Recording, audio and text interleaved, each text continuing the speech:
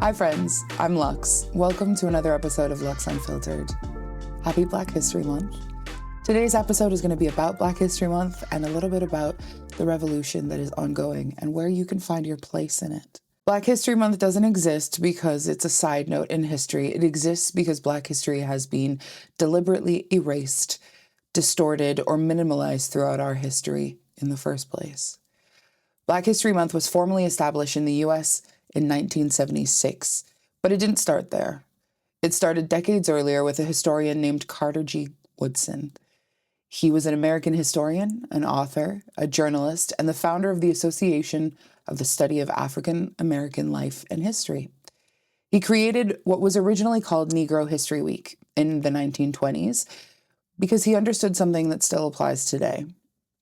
If people don't know their history, they don't understand power.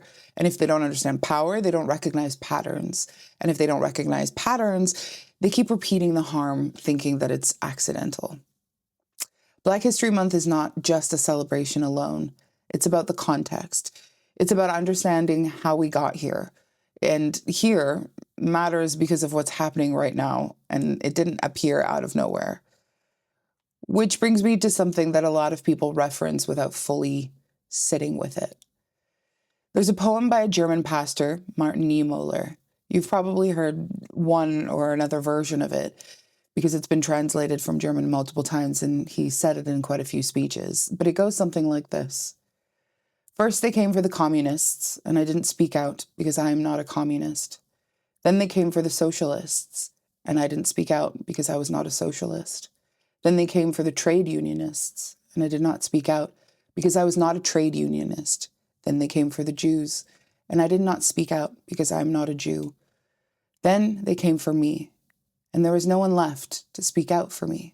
I think we are in the last part of this poem, which is sad, but I think we need to look around and realize that we need to get moving.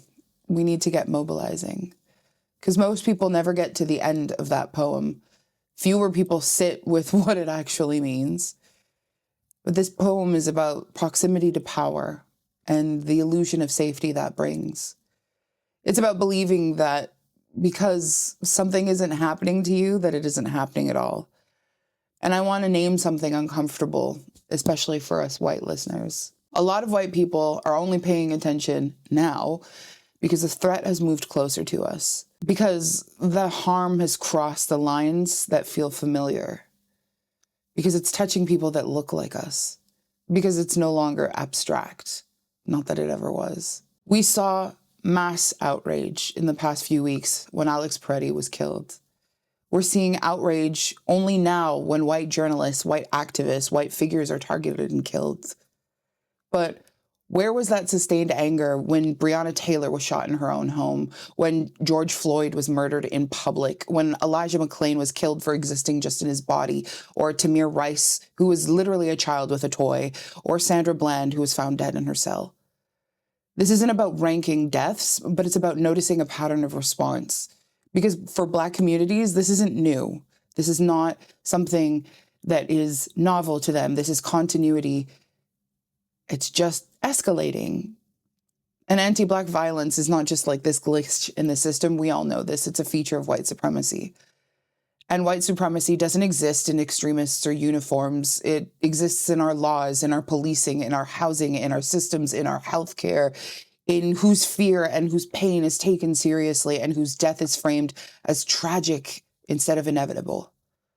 So when we talk about resistance and revolution or roles, we have to talk about whiteness, and specifically the proximity to whiteness, because as white people, our proximity to whiteness has always functioned as protection. It's meant being given the benefit of the doubt, being seen as an individual rather than a stereotype, being mourned loudly, being believed, being humanized. And for a meaningful revolution, it requires white people to understand that protection cannot remain intact. You don't dismantle white supremacy and keep its rewards. That's not how it works. And there's a lot of people who get stuck with that thought. They want justice, but they want to stay safe. And they want change, but they want exemption. They want to help, but they don't want to lose access. But proximity to whiteness is not neutral. It's leverage.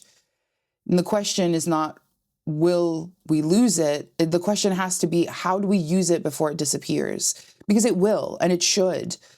History is very clear on this. Authoritarian systems do not stop once they've consolidated power. They don't reward loyalty long-term. They narrow the circle until it's almost no one left inside it, and it's 11 people in a bunker pointing fingers at each other. Because this is a beast that feeds on blood and needs an enemy to survive, which means that us white people have a responsibility not only to be better, but to be positioned in this fight differently. As white people, dismantling white supremacy is not optional work.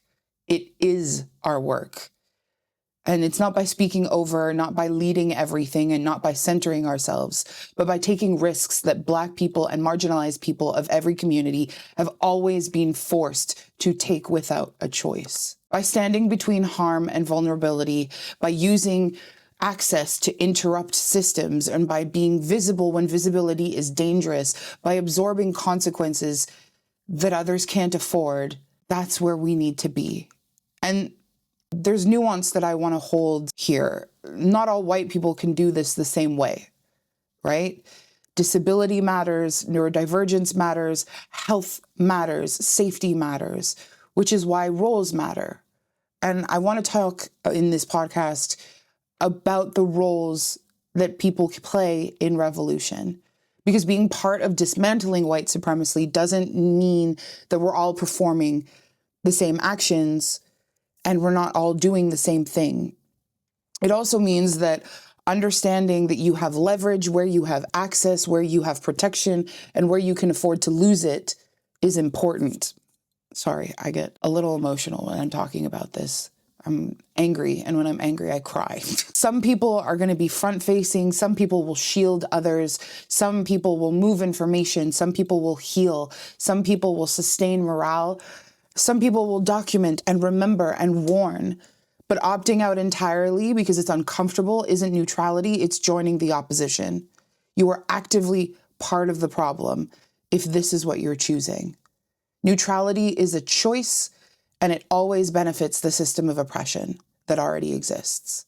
So this is where I want to ground us a little bit, because cognitive dissonance probably triggered you. You might have been activated. You might be feeling some type of way. And if you're white and you're listening to this, the goal isn't to guilt you. Guilt is useless. The goal is to be clear. We want clarity about history. We want clarity about patterns. We want clarity about what's being asked of us in this moment. And clarity about the fact that safety, as we've known it, was never really equally distributed to begin with.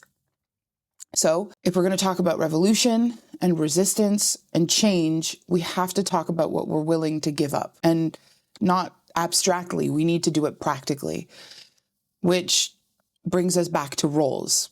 Because the work ahead requires everyone to be brave, but not always the same kind of brave. It requires everyone to be honest about where they stand and what they can do or what they're willing to risk. And from there, we can build something that actually lasts. This isn't an episode where I'm going to be telling you what you should be doing. I'm not going to be giving you a moral ranking. I don't want you to martyr yourself, and this isn't my intention either, right? I'm trying to give us context and permission and understanding that movements, real change, doesn't work because everyone does the same thing. They work because people do different things together. It's an ecosystem, right? And I feel like right now, a lot of people that I speak to feel frozen or guilty or useless. They're falling into this despair or feeling like they're failing a test about being a good person. And there is no test here. I'm not trying to give you that feeling or condone any apathy. I think it comes from just not seeing yourself reflected in the loudest part of the resistance. Because right now, all we're seeing in the US, in the UK, across the world is people that are marching, people that are loud, people that are in the streets, because we're seeing open attacks on bodily autonomy. We're seeing the erosion of all of our civil rights, the dehumanizing language that's becoming normalized, and power that's being centralized and protected at all costs. And that's fascism, right? The definition at its core of fascism is authoritarian control, suppression of dissent, scapegoating of marginalized communities and groups, the belief that some people are more deserving of safety than others, and the idea that violence, both legal or physical, is justified to restore order. That's it. That's the definition of fascism. And this is what we're seeing. If you've only heard about that word thrown around online, I want you to understand this. Fascism doesn't always show up with salutes and boots on the ground. It often shows up wearing a lot of sneaky paperwork, sneaky policies, and a lot of fake smiles. And historically, which is important, fascism doesn't just rise because people don't care. It rises because people are exhausted and scared and divided and unsure of where they belong, which kind of brings me to the point of this whole episode. Not everyone's going to fight it the same way. I feel like there's this quiet pressure right now to believe that resistance just looks one way: marching, shouting, confrontation, risk. And for some people, that's exactly their role, and that's where they belong. But when that becomes the only visible role, a lot of people internalize the fact that they're failing because they can't join. They probably think, oh, I can't do that, so I suck, or I'm not brave enough to do that, I'm useless, or I don't have the capacity for that, and I don't belong. And that's not true. That's not how revolutions work. Real movements are ecosystems. They're built in pockets of skill and subsets, and the capacity that you have isn't a moral failing. And I want to be very clear with this, especially if you're neurodivergent and disabled. Your capacity does not define your character. Some bodies can't run. Some nervous systems cannot tolerate the loud and the chaos. And some people can't risk arrest, injury, or instability. But that doesn't make them weak, and that doesn't make them useless within the revolution. It's being honest about your limits. And honesty is far more useful in a movement like this than burnout or collapse or martyrdom.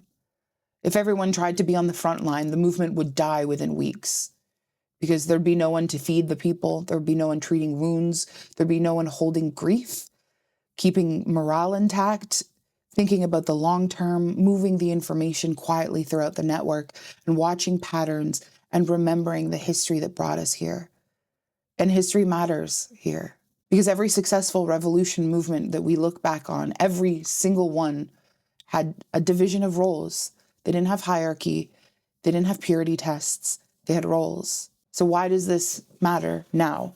We're living in a moment where fear is so high and information and clarity is at an all-time low.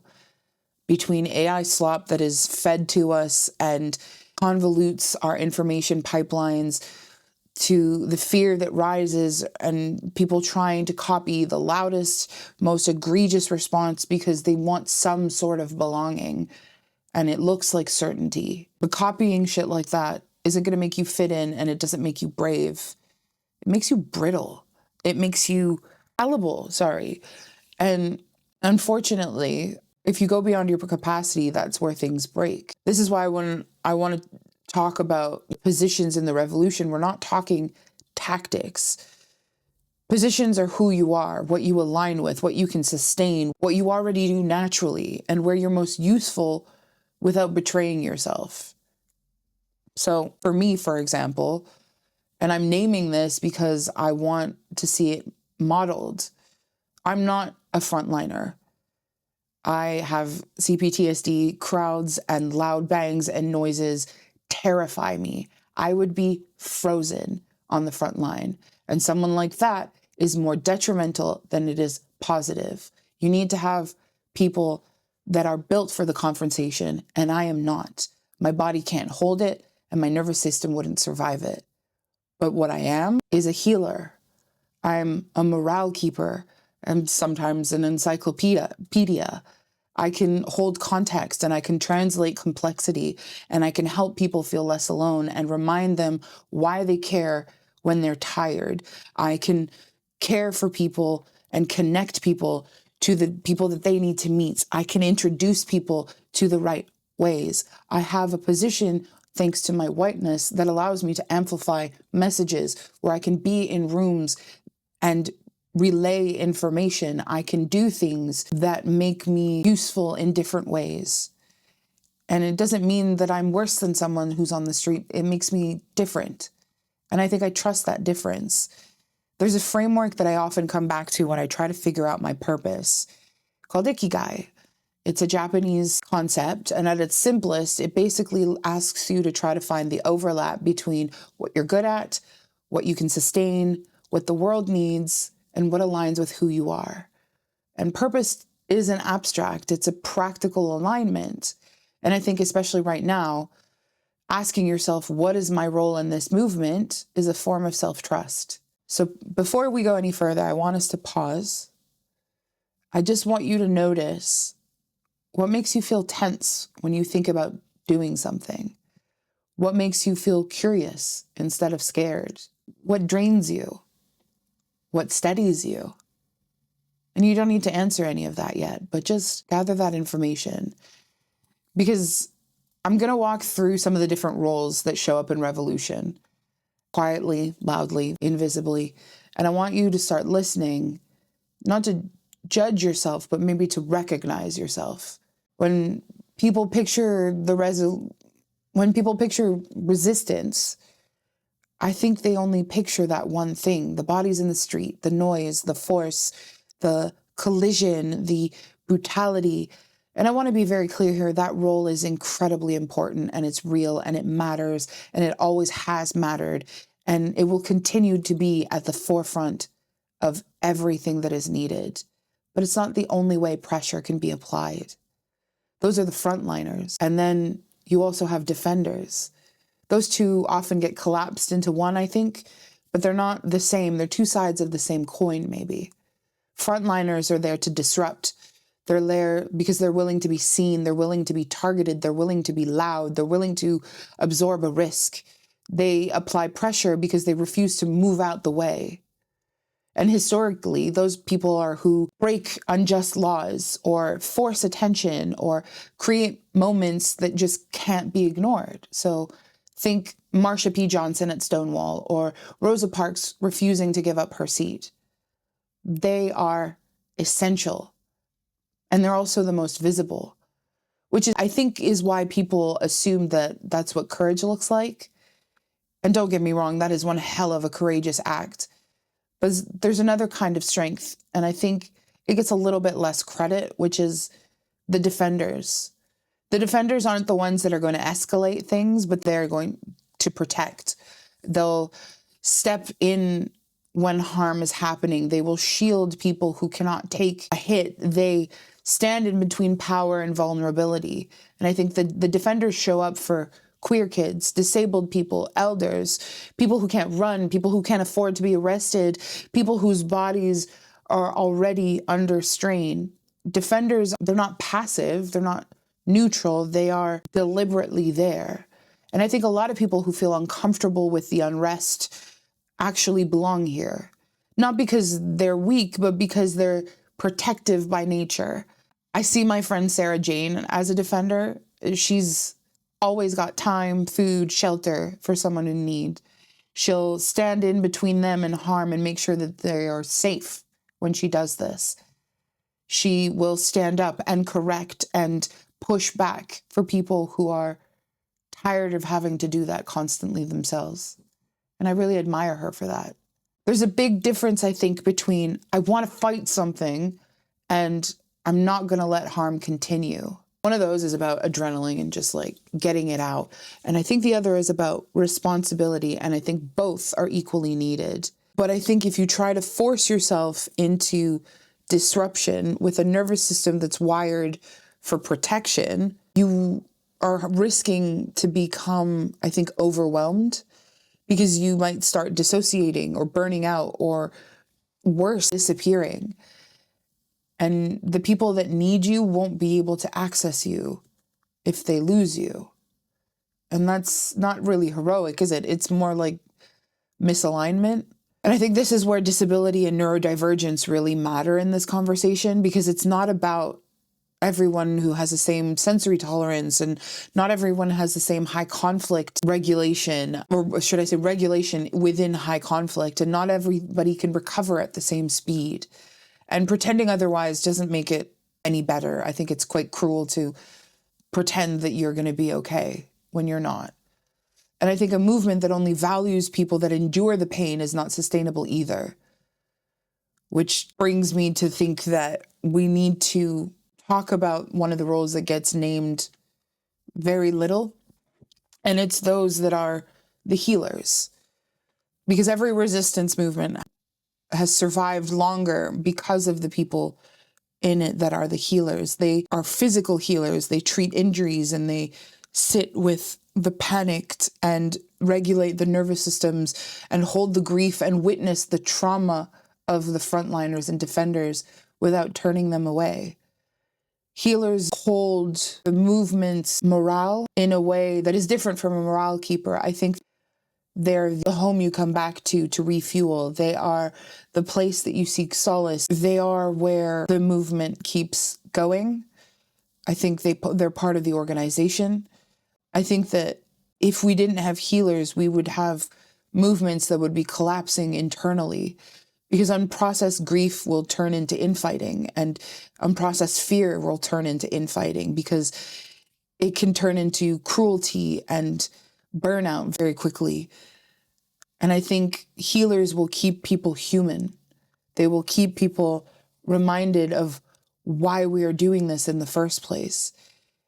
And I feel like this role is often filled by disabled people, chronically ill people, neurodivergent people who have lived through this chronic, draining life trauma, and who understand what it's like to continue on in spite of the pain and have found ways to go on when everything about their life potentially could have made them give up, right?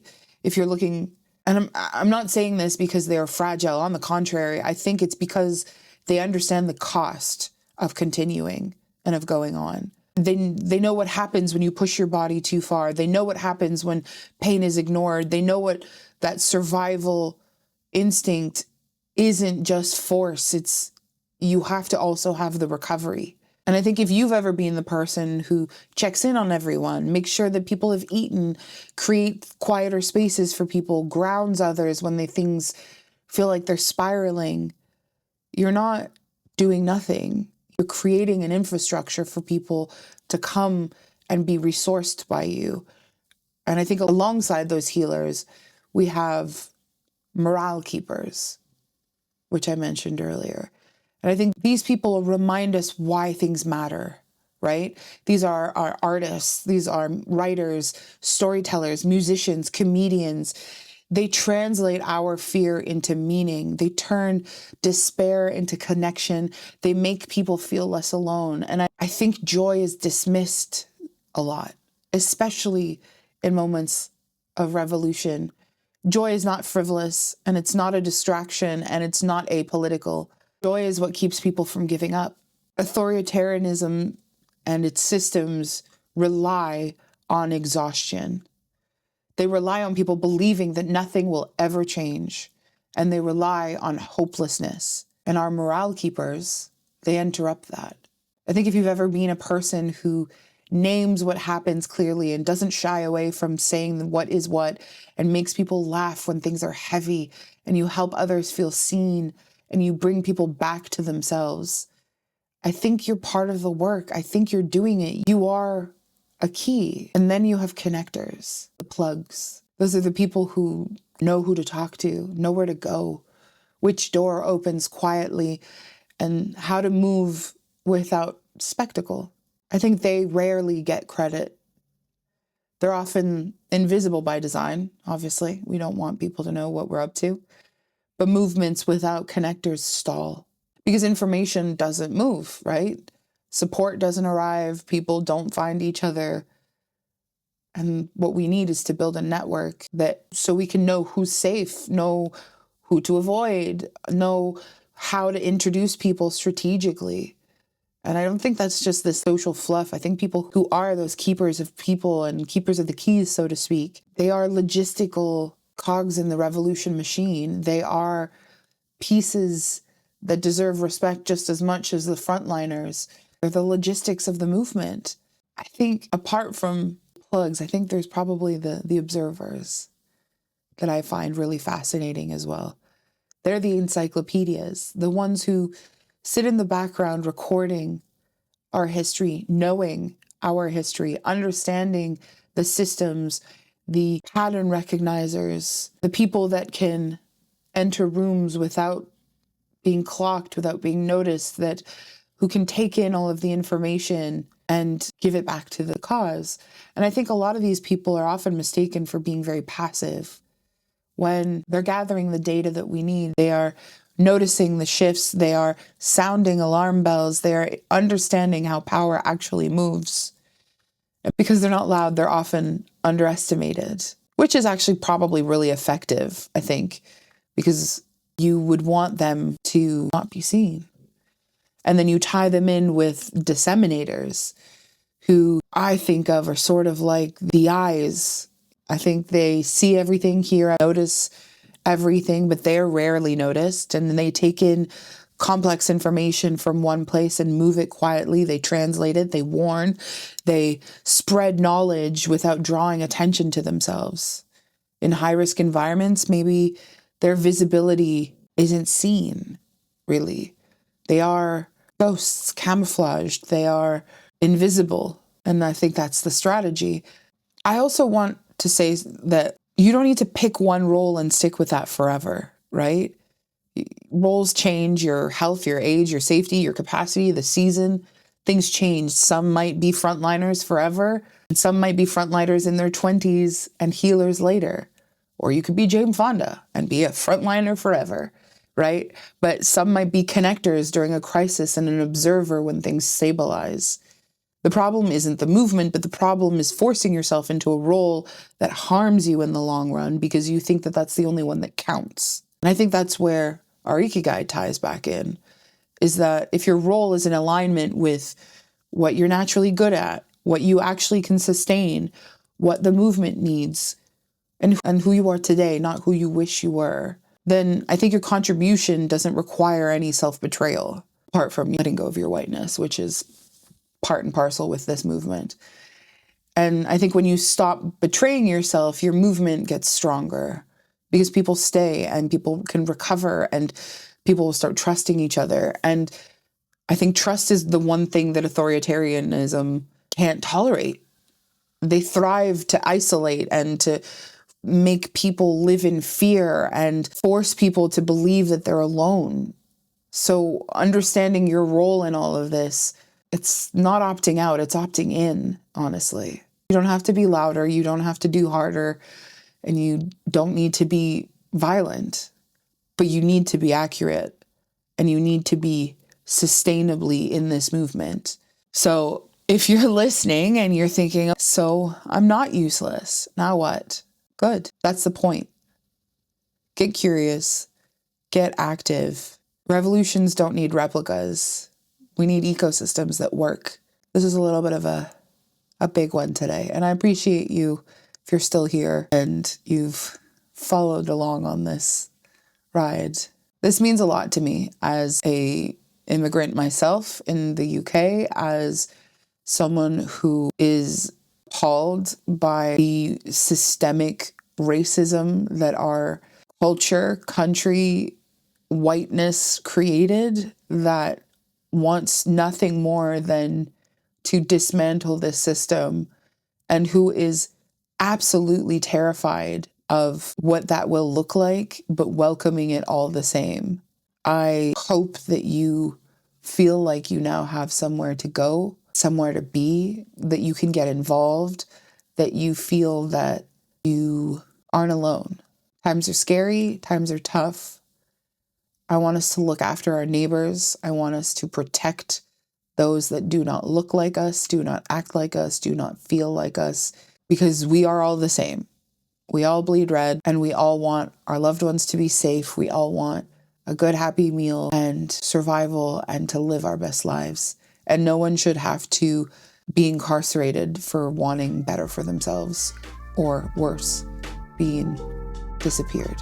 Thanks for staying with me today, guys. I hope you have a lovely rest of your week, and I will see you in the next one.